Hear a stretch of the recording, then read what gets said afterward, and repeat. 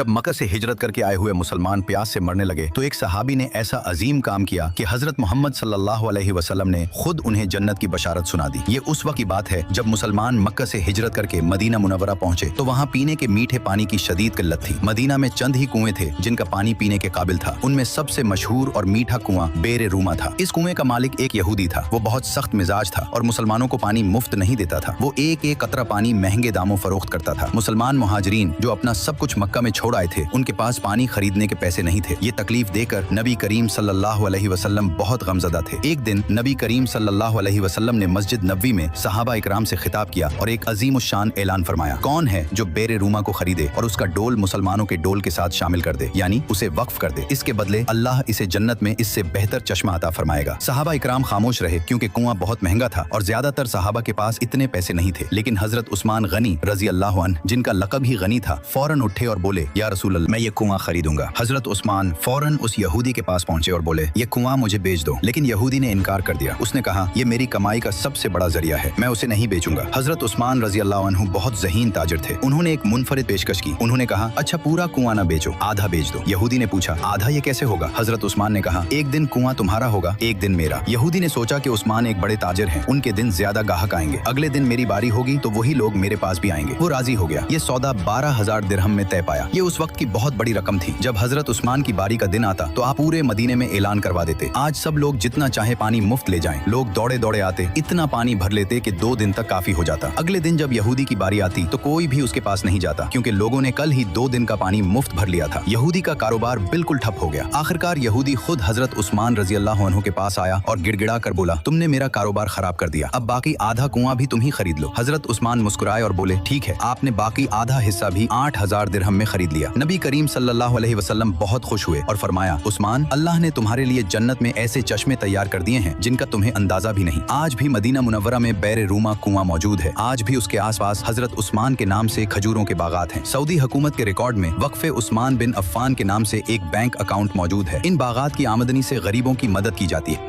जब मक्का से हिजरत करके आए